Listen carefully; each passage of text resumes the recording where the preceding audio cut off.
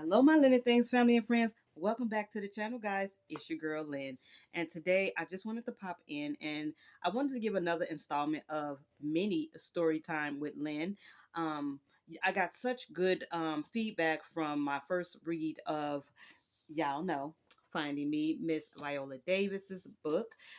So I kind of wanted to come in and pop on and read my next installment with you guys. But right before we get into that, y'all already know with my story time, if you were here the first time I did this, which was over a year ago, and I was reading Miss Cicely Tyson's story, I like to light a candle. And so, y'all, this one is one of my favorite candles. It's almost gone. It is the lavender marshmallow. So I'm going to light that in a second so that we can get started with our reading.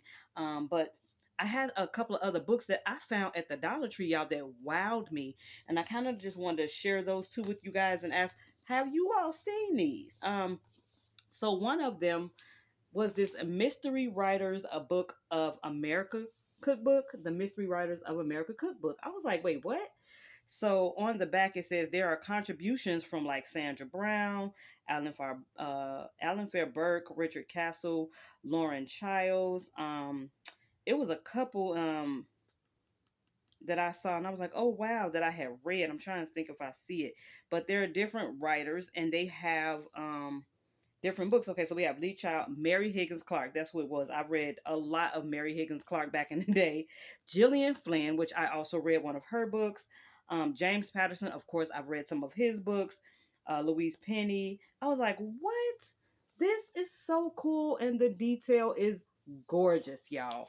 And it is a cookbook. I'm trying to see if it's pictures, but it says featuring all the usual suspects, and it has like all the names here, and I was like, wow, for a buck 25. And so there's breakfast in here, appetizers in here, entrees, um, and it just comes from different writers, mystery writers, y'all.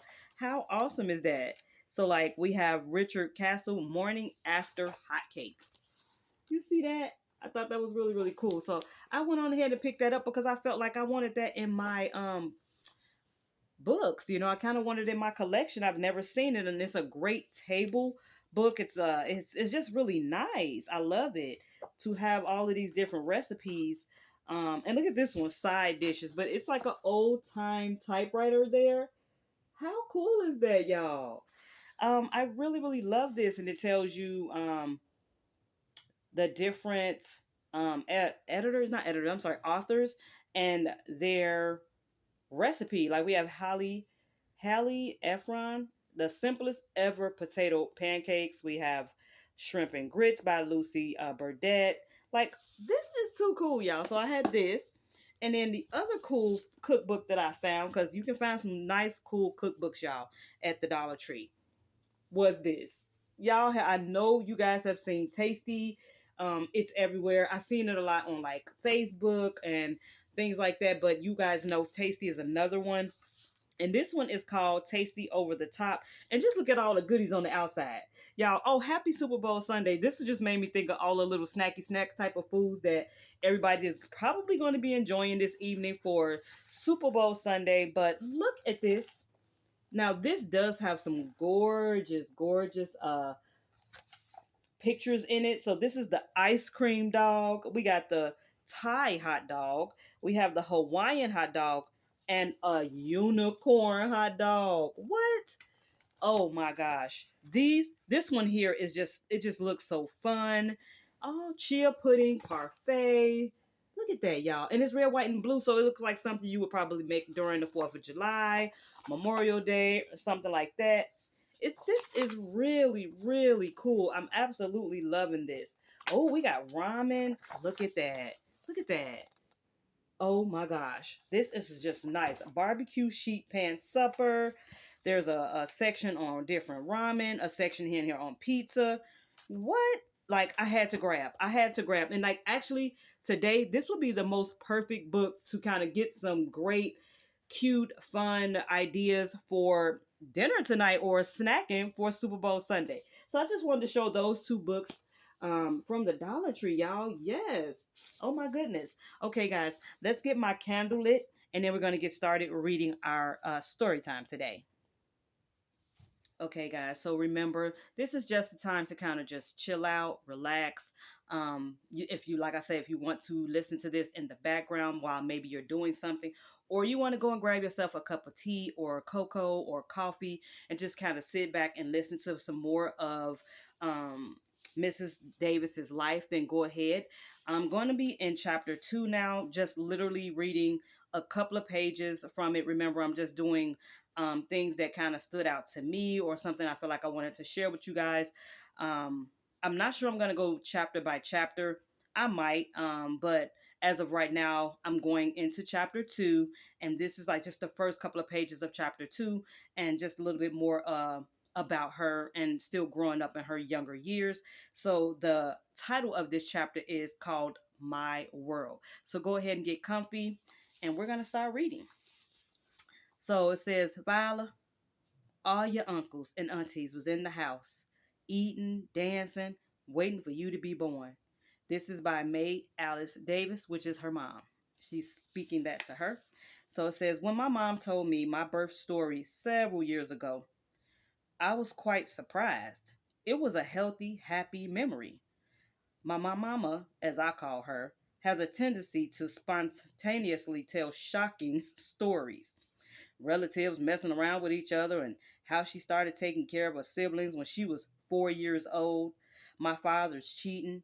Well, buried in the midst of all these fabulously horrid stories, there was a sweet tale, my birth story. Mama has two very southern phrases that are a cause of heavy laughter and a source of great comfort for my siblings and me. One is ma, which she calls us, her children, as a form of affection. The other, and stuff like that in the, she sprinkles this phrase into sentences liberally. In her South Carolina accent, she said, Viola, when you were born and stuff like that in the, all your uncles and aunties and stuff like that there, everybody was there. They was drinking and dancing and stuff like that and that, waiting for you to come. Miss Clara Johnson and stuff like that in there that was late. So your grandmama delivered you. Everybody was happy. When she first told me, I allowed a long gulf of silence after she finished. I was waiting for the shoe to drop. I was waiting for some unbelievable traumatic interjection. Something that interfered with the beauty of it. But the horrible never came. It was a normal, beautiful story of family centered around my arrival in the land of the living. To my shock, my birth story didn't confuse me or induce pain or numbness in the core of my being. It was simply a tale of love and life. I love that story so much, and I ask my mom to repeat it often. I mean, a lot. And every time she retells it, she tops the story off with this wonderful addition that she ate a sardine, onion, and tomato and mustard sandwich right after she gave birth to me. A disgusting concoction, I know, but she explained it was the best sandwich I ever ate. She named me Viola after my great aunt on my father's side. On August 11th, 1965, in St. Matthews, South Carolina, I was born, the fifth of six children in my maternal grandmother and grandfather's house on the Singleton plantation. And yes, it was still and is still a plantation, not a farm.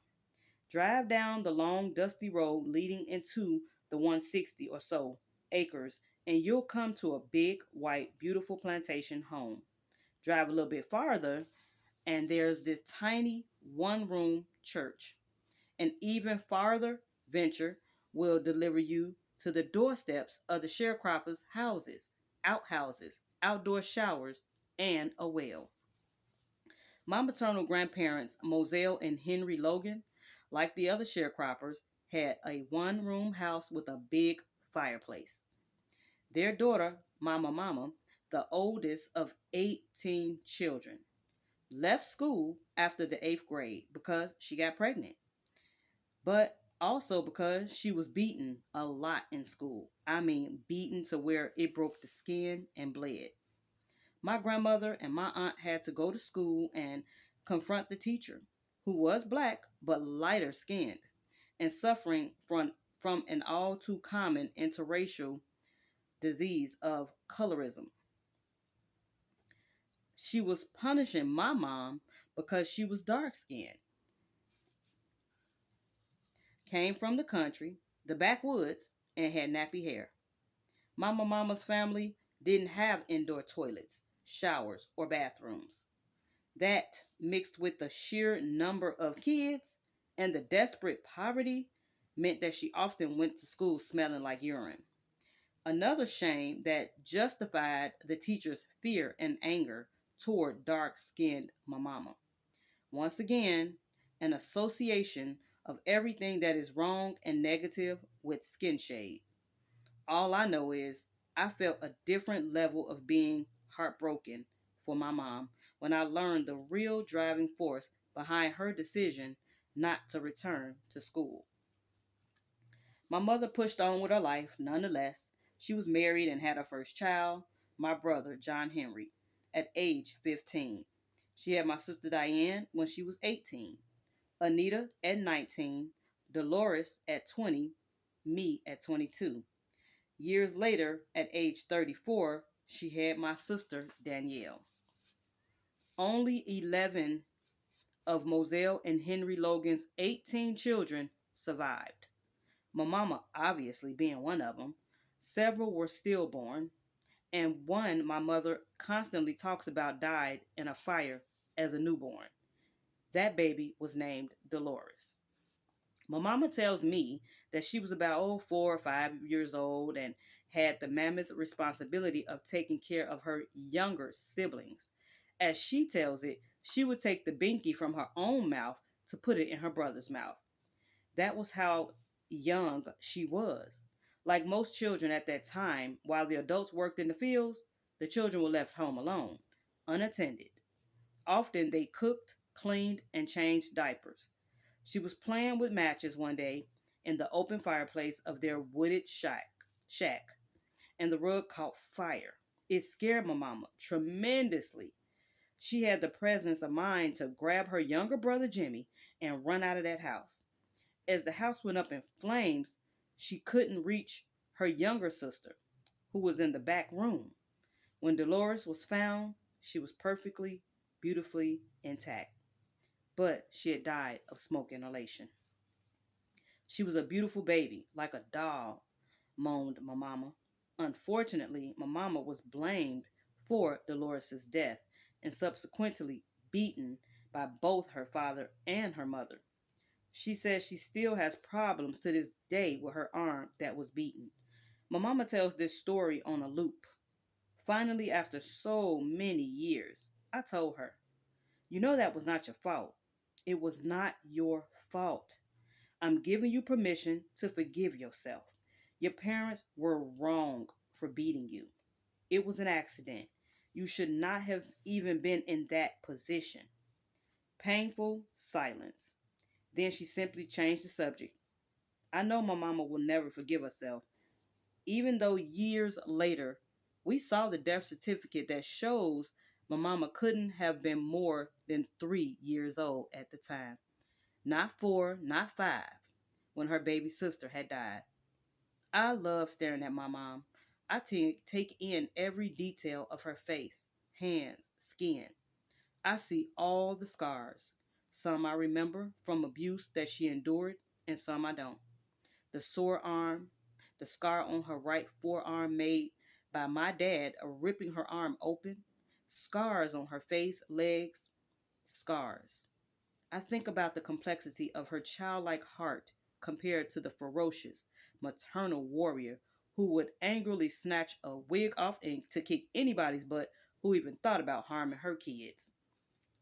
And that is just another little part or snippet and a look into Viola's birth and where she was born, and a little bit about her mom, her dad, and just things that her own mom had experienced. And when I read that, I was just a little saddened. I was a lot saddened actually to read that her mother um, feels guilty and bad and sad because she feels like her little sister is not here to this day or in that day in time because of a accident, but she was only 3 years old. A 3 year old trying to keep watch over their even younger siblings. So if they were even younger, they were babies, y'all, babies. You just never know what people go through, what they endure, what they have, how they have lived and how they have survived. And I'm telling you guys now, her mother truly is a survivor of many things, as I will try to touch upon some more things about her mom as we continue to read more and more, a little bit more in each chapter about Miss Viola Davis. Um, Thank you guys so very much for watching. Let me know what stood out to you. Do you have any memories? Did this evoke any memories in maybe your mind or in your life?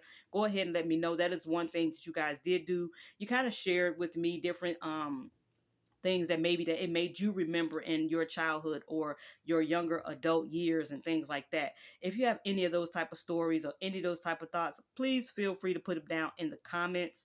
I would love to read that. And again, I enjoy each and every one of you all. I'm so happy that a lot of you guys are enjoying this these type of videos because it's not my biggest like video. I know you guys are used to like Dollar Tree hauls and reviews and things surrounding Dollar Tree, but this is another love of mine. Reading is a love of mine, and I definitely love to share it with you guys.